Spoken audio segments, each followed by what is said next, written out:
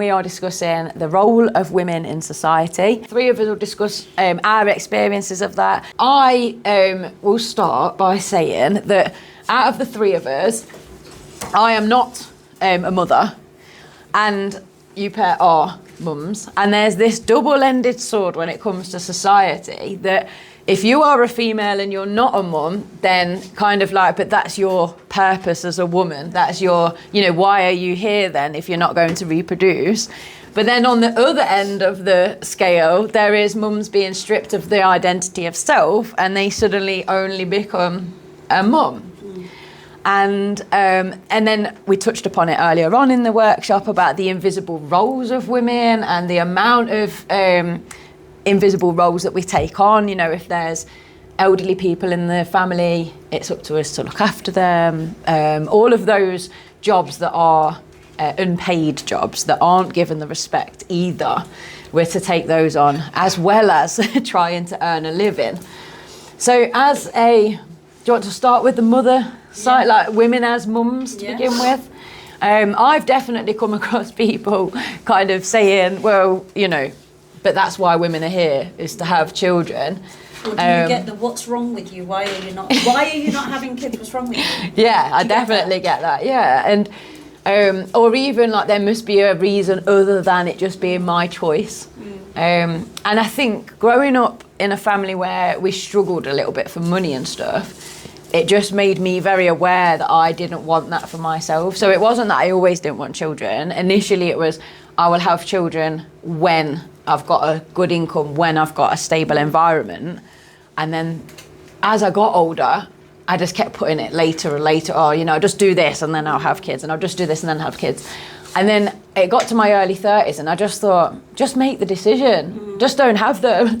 And it was such a relief. It was such a weight off my shoulders to finally just make that decision. My mum's best friend, who I grew up calling Auntie, she didn't have children. So that was that generation before. And I think for her, it was an even bigger thing. And she always said, it takes quite a lot of internal strength to stick with your decision if that's the decision that you've made, because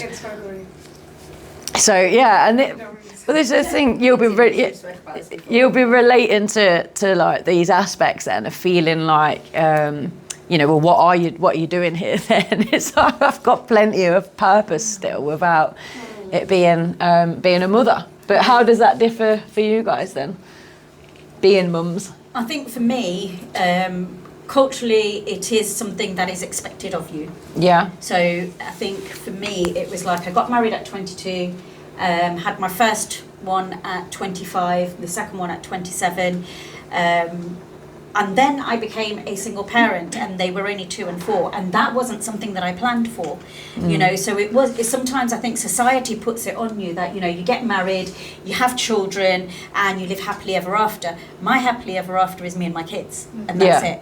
Sometimes they piss me off, don't get me wrong, but ultimately that's what it is. I don't need a man in my life to have my happily ever after. However, as they were younger, I was always the mum that said, when my daughter especially, like she's got a lot of attitude sometimes, she would be the one that would be like, oh, well, like you chose to have children and, you chose to be a mum. Listen, you little shit. I didn't know it was going to be you. And that's my response every time. I didn't know you were going to be the child. So, like, yes, I did choose to have kids, but I didn't choose to be a single parent. I didn't choose to raise them on my own. And for me, it has become that it's not just the role of being a mother that I've had to take on. I've had to become the dad as well, because they have a very absent dad. So I've had to become mum and dad. So it's very cute because Father's Day, they celebrate me. And it's cute. But when they were growing up with that attitude, it was always like, well, I'm not your friend. No shit, Sherlock, because you know what? I'm not your friend either. I am your parent. Whereas now we will go out and party together and have a few drinks together. And like now we are friends. And she constantly reminds me with these memes that you get on like Instagram and stuff, like, oh, look at you now you want to be my friend, don't you? Yeah, mate, because I don't have any. So. But it's being that disciplinarian and the soft, because it's always nice to have a team, right? So that one of you can take on one role and one can take on the other. Because there's never none of that wait till your dad gets home, because he won't coming home. So I will go with that one, with the stigma that is attached to being a single parent as a woman. I can only speak for me as a woman. I know, however, there are lots of men out there raising children. But again, I think this is where we see the divide, because I feel as a single mum that there is a lot of stigma attached, that people make a judgment on me as if, like you've just said, I chose to be a single parent. I don't think anybody, well, there are some people that do choose to, you know, have a baby and choose to raise it on their own. I didn't go into having children with that mindset. I thought that the person that I was having, you know, a child with was going to be in my life and their life, and I didn't plan to raise them on my own. And there's a lot of stigma attached to that, as if I've done something wrong. You know, I feel like I have to work twice as hard and push my kids to be even better because people are looking at me they're already judging me. Whereas when you have a single dad, there's a lot of like, oh my God, you're amazing. Like, wow, she must have been such a bitch. You're great. Whereas with women, it's reversed, and pity, you're made to feel like you've done something wrong. There's no celebration. And without that being said, there is celebration. There are, and I shouldn't really generalise, but I am. But there are like certain people in my life that celebrate me so much for being a single parent, and these are people that are in relationships with children who will say, I don't even know how you do this, like, and my kids are grown now, so it's a different kind of stress that they bring for me, as you will know if you're around teenagers. But when they were little, it was hard. It was so hard. Like, I'll never forget taking them on holiday for the first time abroad, which was something like, even now, I am so incredibly proud of, that I had been able to do that without anybody else's support, financially, and also taking them physically. So I remember thinking, what am I going to do if I need a wee? And that was like a genuine thing, because I was like, shit, what am I going to do with, like, I'm literally, everywhere I go, I've got to take the boys with me back and forth. And I just kind of go with that, because that's what I have to do on a day-to-day basis. I don't think anything great. I think, you know, like, that's just what I have to do.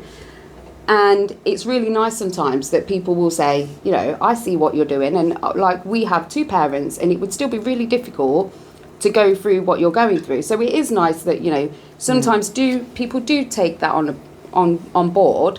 However, I do see that it's mostly the negative aspects around being a single parent as a woman, which is really, really frustrating. And I know, like, sometimes I do a lot of press and media, and they're very focused on, am I single, am I married, can they put that I'm a single parent? Does it matter? Does it really matter? Like, actually, to me, it really doesn't. And if anything, for me now, it's not a negative, because the fact that I've gone through what I've gone through, that I've raised two kids, that I've managed to, you know, run a semi-successful business and stay sane, I think we're kind of winning. So I think that's one thing, like, the role of being a single parent as a woman is very, very different to being a single parent as a dad. And I've even done it myself. When I've been on holiday with the boys, there was a guy with his, like, I think he had 3 daughters. That would have been hard. Like, I've got 2 boys, so, like, guy having 3 girls. And I actually sat there and thought, no way, he's amazing. And then I was like, so are all these other women. There's probably like 20 other women here that are here with their kids on their own. And even I did it. So it's very easy to kind of change the sort of value on a role because of the gender, which I think even I'm a little bit guilty of. But that is one thing that, for me, that role of being a parent but also being a single parent, and, like, say, all of the roles, you have to be all of the things. You can't just take the, you know, the roles that are usually kind of associated with a mum or a woman. But also, I think that's also gave me the opportunity to raise my sons in understanding there are no set gender rules and roles, and it's okay. Like an example, beautiful example. My son was stopped in town by a guy with a microphone. It really sounds dodgy here, but I promise you it's not. And they were asking him about what is the problem with youth, wasn't it? What's the issue with youth in Leicester? And my 14-year-old said, knife crime. And they said, what could you do instead? Basically, why would you use knives? If you've got a problem, sort it out with your fists. He went, sort it out with your fists. And it was hilarious because, like, although I'm not condoning violence, I loved that he had said that. And then the next person it wasn't the next person, the third person, who was a man, said something about the youth of today are the way that they are because they have no discipline and no dads in their lives. And also because they are raised by emotional marges. Yes, he know. Yeah, but that really annoyed me. That's why I messaged you then. Commented. I was like, it's better to have an absent dad than a violent one. So again, it's like, you know, it made me feel that men being emotional or women that are raising men to be emotionally aware, again, we've got men that are pissing on their chicks. Demonising because why are they going to, aim to be something more if their role models are these men that are saying, well, you're weak if you show emotion. And I did go back and write a very calm, regulated PC comment to the person. And the guy who had actually recorded the video did actually go back in, didn't he? And he said, everything Fair you've point, just said is right. And, and I reiterated, like we've just said, most women don't go into having a child to be a single parent. And it's a shame that there are men that are not present in their children's lives. And I know there are other women that probably make it difficult sometimes. But actually, I think men need to step up a little bit more and take more responsibility. The responsibility when it comes to women being single parents, because we are single parents because you are not around. Yeah. So it leads quite nicely into women in business as well. So something that I found being a female in business is it's so much harder to be taken seriously, to get funding. And I think there is actually statistics to back that up as well. So your point about this, it's almost like an obsession as to, but are you single? I'm in the public eye quite a lot with the platform growing and the exposure gained from the bus. And people so often focus on but there's a man in the background, or where's the man, but how is she paid for it? She must be on OnlyFans, she's on benefits, or rich dad. So the three common things are that I'm either in sex work, I've got a rich dad, or I'm on benefits. All three of them. Yeah, or all three of them. The above. But why is it so hard to believe that I earn and I just use the money that I earn, to pay for these things? It's just really strange. And then being a woman in business as well, you kind of get the impression that there's this, silly woman kind of feeling. Like I'll approach somebody with an idea and it's almost like the pat on the head. Yeah, well done, sweetheart. Yeah, like that kind of feeling of, or the sticking to the agenda where they're like, let's discuss this over a coffee. We go for a coffee, and as it progresses, I realise we're not there for business reasons. At least that's not what they're thinking. I hate that so much. Yeah. Who are these men? Do they want to take me for a coffee? Just saying. Well, I mean, I've just stopped taking I've got plenty of time for dates. I've just stopped taking any offers seriously now, because when I was first out in business, I was constantly, looking for people to network with, collab with, and now I've just found that I just don't want to collaborate or network with men, but because of my experiences. Though, isn't it? I think that's where, again, if there was this communication and men were being more open emotionally, yes, then we wouldn't have this whole pretense of, can we take you for a coffee for a business meeting kind of. And then it turns into, you're not going to sleep with me. Well, the money's now off the table. We are damned if we do and we're damned if we don't. So if we have confidence, then we're kind of portrayed as being arrogant or crazy. If we've got emotions, if we do dress a certain way, if we don't dress a certain way, you can't seem to win in that respect. So what is the answer? Is it educating? Is it education for young people? Is it, I suppose as well, it's putting ourselves out there and being the example. The more times people can see successful women, you know, holding their own and owning what they are, I suppose the narrative begins to change slowly. And I think also women need to celebrate each other. Yeah, totally. I think there's a lot of competition when it comes to women, isn't it? Yeah. And Yeah. and it's like there's no need for There's it. room Like, for us all. yeah, let's all just celebrate each other. And it's like when you said earlier about, like, you know, people wearing certain brands and whatever else, and it's like they notice it. And what I heard on some podcast was a woman saying that she doesn't dress to impress a man, but she dresses for other women. Yeah. And it's because she wants that validation from other women, Yeah. whereas like we shouldn't have to live like that. Just for yourself. Yeah, we Yeah. should just be like, I'm celebrating me, I'm That's good. why men go to the gym, is to impress other men. Yeah. Women don't really. Yeah, that's Yeah. It's just other Yeah. dudes that are like, oh, you do that? Yeah, me too, mate. How much can you lift? Like, I've got a big car and a pretty girlfriend with big boobs, so I must be made. One narrative that I want to address comes from my mum's kind of age group, that very much think that feminism ruined it for women, because now we have to work and we have to look after the house and we have to look after the kids, and we've suddenly got all of this role. Now, for me, that's a misunderstanding of what feminism was trying to achieve. Yeah. We were trying to achieve equality, equal opportunities, Equal pay. yeah, and one of the things that we talk about is equity, as in we've not all got the same starting point. Equal opportunities isn't just saying, well, you've both got the same opportunity, because as females, we have periods, we have childbirth, we've got different roles within society in the first place. So it's kind of like, although I get where she's coming from with that comment that feminism has ruined it for women because now we've got the whole plate to deal with, it's like, but really, no, feminism isn't over yet. We've not achieved what we were setting out to achieve, which is a more fair disposal of the jobs, you know, that keep a household going. It only works right if you perceive the past as better. That's the Feminism thing. ruins something. It's like, hold on. Yeah. Not quite Did you- finished yet. Yeah. Not for me. Did you want to be a crazy housewife then, where they remove a piece of your brain for having thought?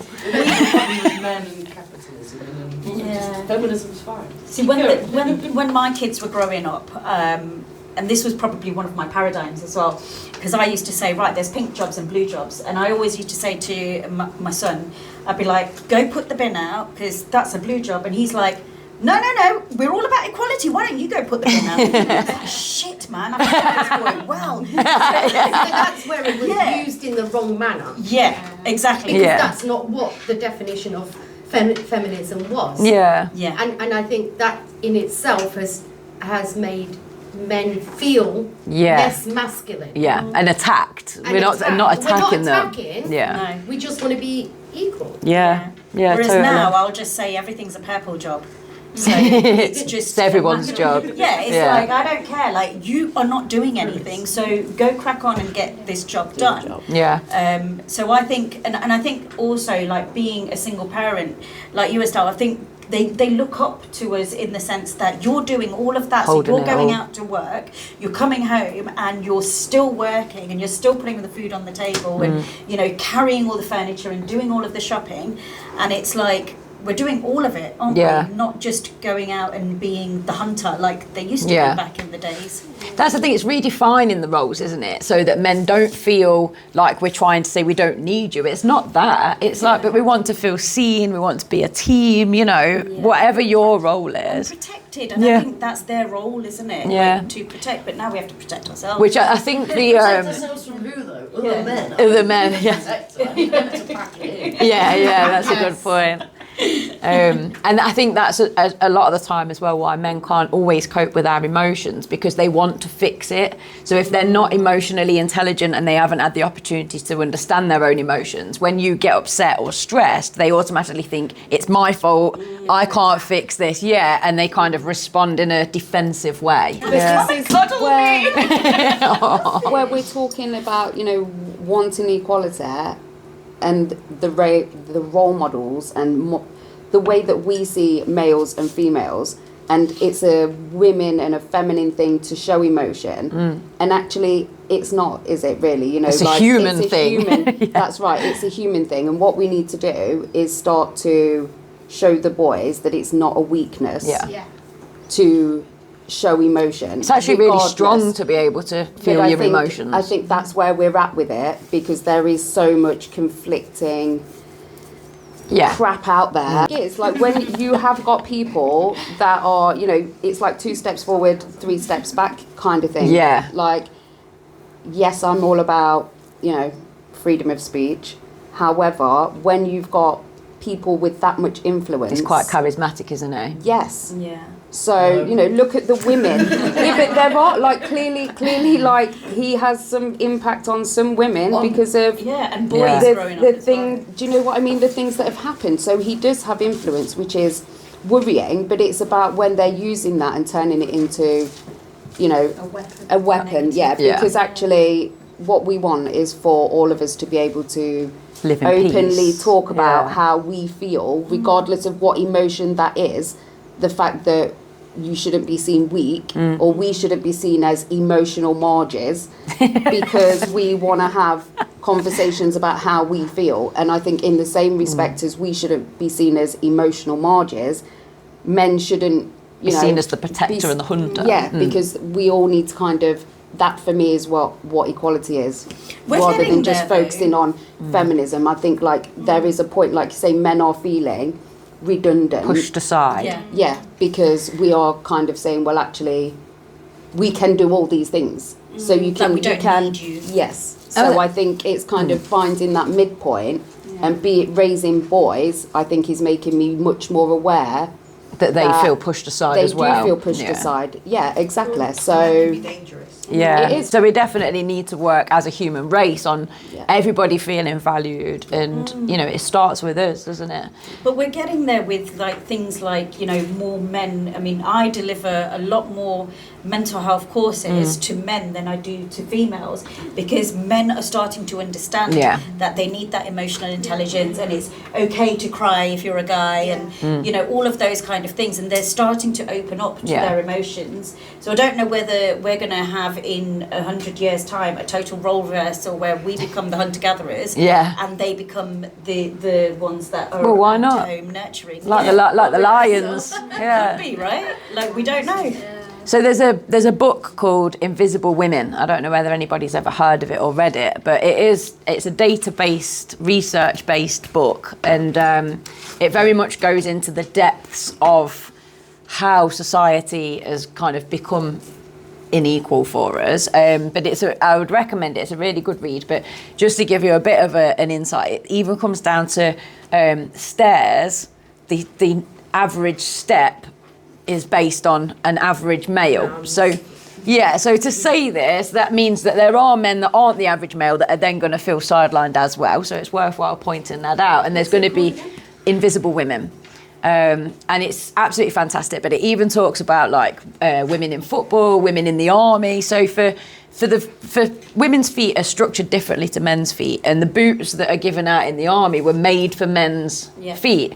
So then instead of them then basing them on women's as well and doing men's and women's, they just made them gender neutral boots, but then the boots still weren't structured for, and the women were having lots of hip problems. There were certain problems, and it's because the stride was slightly too big. So when they're doing their march, lots of women were overexerting to keep up with these strides, and it really does help you kind of see how. And the other one is bus routes. So bus routes are designed by a boardroom predominantly of men, but men don't use bus services as often as women, because if there's a car in the household, it's usually the man that takes the car, and women job stack. So they will go to pick the kids up, then go to the pharmacy, then go to visit the elderly, then go to the shopping, then go back. Whereas a man will go from A to B and do his job and go back. So even with the bus services, they've not been designed with that in mind. They don't go through all the villages, going past your amenities that you might need, because they haven't got the same perspective. So I think, raising that awareness of how different people think and different people work is definitely part of the the solution. It's the same in construction though. More and more women are coming into construction now. And then when I went to, because I do a lot of on-site visits as well. Now when I went to go and get my safety boots, it was so hard to get women's safety boots. Yeah. Because not everywhere stocks them. Because it is mostly men and Yeah. there's a And the certain hats. shoe size. Yeah. Hard hats, high vis, all of those things are, so high vis is all like unisex, right? We're built differently. always massive. Yeah, Yeah. they are. So like, I have the opposite. yeah. Well, in But the safety boots Yeah. and like stuff that I wear on construction sites and stuff like that is very different. But it's like you have to go out and source these things. So stab it's not vests just- in the police force as Yeah. well, they weren't designed for women having chests. Yeah. So the women were having to like squeeze their chest into this stab vest and they have started to make those changes now, but it just makes you really aware Are they of like underwired and like push them up like.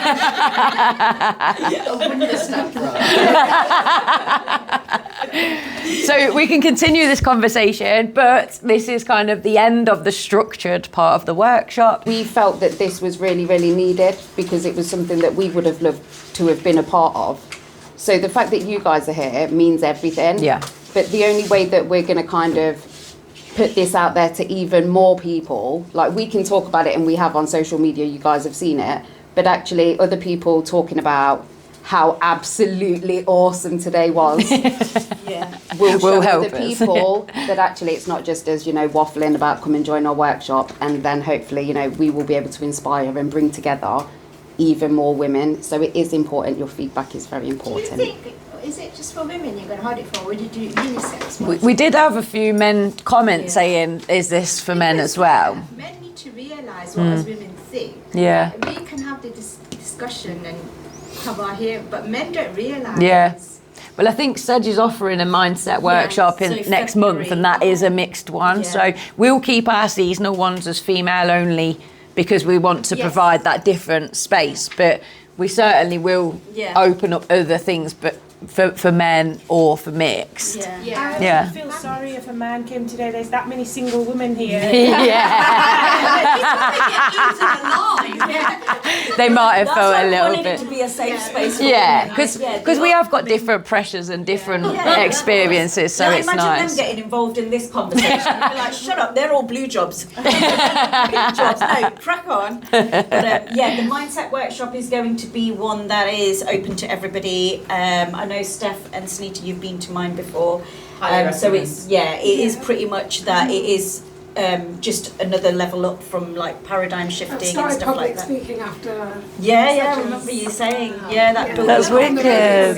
Yeah, so do you remember she said at the workshop that that was a fear, and we overcame that through the workshop, well so done. that was really good. And then the other That's why I'm thing, here today, because Sedge just told me and I just booked it straight away. yeah, Oh. yeah.